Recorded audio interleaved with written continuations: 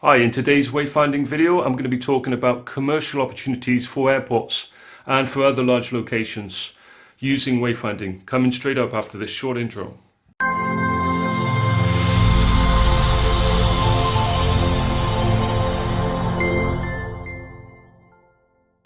Hi, I'm Paul Simmons and I'm the wayfinding expert. Today I'm talking about the commercial opportunities that you can gain in big locations such as an airport, shopping mall, any large location really, using wayfinding to guide people so that it's commercially viable for you.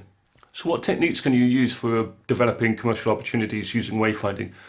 And wayfinding being how you guide people and direct people. Well, let me give you 10 key techniques. The first technique you can use is to use open storefronts, and you'll see this happening a lot in airports now. So instead of having one single door that people have to go through, where it stops a lot of people from being able to go into the store at the same time, what you want to do is have this completely wide open space. It's very inviting for people to go into. It's easy for people of different abilities if they're in a wheelchair, or if they need space in order to walk because they have mobility problems. It makes it very easy for people to be able to enter your space. By having these large storefronts which are completely open, it helps to incite spending behaviour. It's really an inviting space, and people are attracted to large spaces quite naturally. So this is a very simple technique. If you need to close the store at night times, you have the shutters which can come down and lock. So there's no kind of security issue in that respect.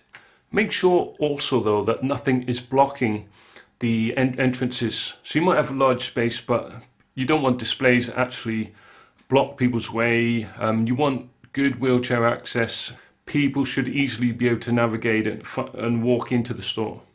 And you can see from this example, which is in an airport in Italy, they still have the traditional storefront and with just one door. And you can see it's really, really difficult for a lot of people to walk in and out. So use open storefronts. It's really a simple technique. Secondly, you can use what is known as steering behaviour, or at least I call it steering behaviour.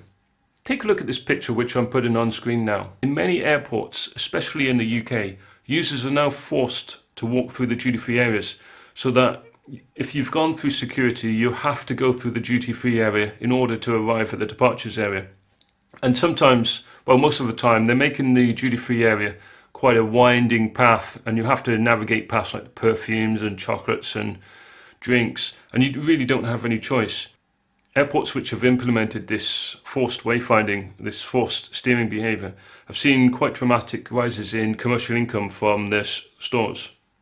Steering behaviour is a really, really good technique that you can use.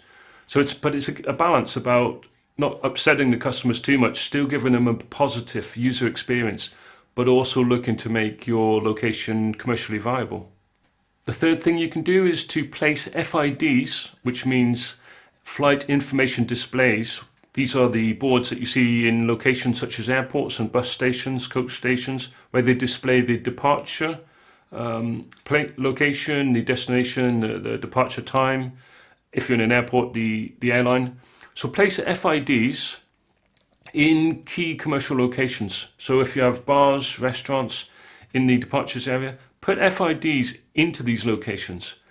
It removes the need for people to leave the bars and restaurants and stand in the open corridors looking at the information displays, because they can just sit there in the bar restaurant, they're relaxed, they've got the information they need. So just make it easy for them.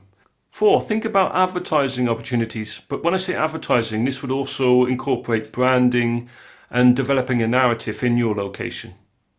Take a look at this picture on screen right now. So this is just a bin or garbage can if you're American, and you can use this type of artifact to develop a narrative, so you can develop your location. And you can also make commercial income if you get tourist boards and local attractions to sponsor such artifacts. You're just building the experience and commercial opportunity at the same time. The 5th point is to provide the right information at the right time for passengers. Now, I've got another lesson coming up in a few weeks that will be on this channel, so please subscribe for this. That will be on systems hierarchy on signage. So you don't want to provide too much information on signage before you really need to, because otherwise people get overwhelmed with the information that you're providing. but do provide the information when it is needed, when it would be useful. So if people are looking for a bar, restaurant, then if they knew that these facilities were placed at their departure gate or close to the departure gate that they're going to have to use, then they would be more likely to navigate and find their way to that gate much sooner. But a lot of times people don't go to the departure gate until they really have to, because they don't know what facilities they're going to find when they get there. If these facilities are by their departure gate, they can use these facilities, buy a coffee, buy some sandwiches, sit and relax. They can do this because they know that they've already found their departure gate. They know they don't have too far to go. So provide this information about what's near the departure gates if it is appropriate. The sixth idea is to make the whole airport experience or navigation through whichever location you're managing as seamless as possible. Let's stick with airports for this example, because I think this is a good example.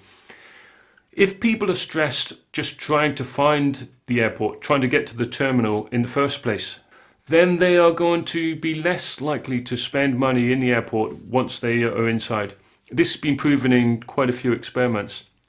So by working with different service providers, as an example, by working with the transportation services, by providing the right postcodes on your website so that people are not getting lost trying to find the car parks. That's happened to me twice in the last year. It's very annoying, and I've lost a lot of time and haven't had time to buy a meal or to spend anything to go shopping in the airports in question. So work with service providers, improve your own website. There's a lot of things you can do to improve the seamless experience, but there's a lot of opportunities as an airport. You can work with limousine services that provide transport from home to the airport. You can work with the local bus services, coach companies. There's always room for improving these things. I know that most people will already have developed these relationships with the providers, but just take a step back, look again at what the problems are.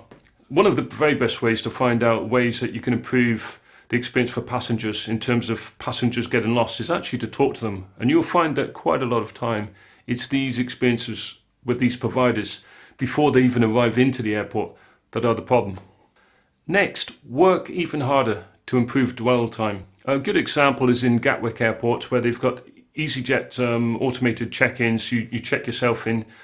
It used to take my wife and I very often an hour to an hour 20 minutes to check in. We had to wait in a queue of, sometimes it was like 50, 60 people, and we used to spend a lot of time checking in, and when we got to departures we rarely had time to look through the shops and buy the things that we wanted to. Now we found in Gatwick, when we're flying with EasyJet, we find out that we can check in within about 15 minutes. Last time was actually about 10 minutes.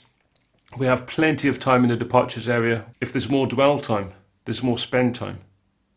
The eighth idea is to give very careful consideration to the retail outlets and the opportunities you provide people in the airport. One of the biggest complaints that I've come across from data that I've gathered is that there is not enough variety in terms of the commercial opportunities to spend in airports. The choice of shops is too limited. So you might be better off having smaller shops, but more of them. But also it's about being able to find those locations.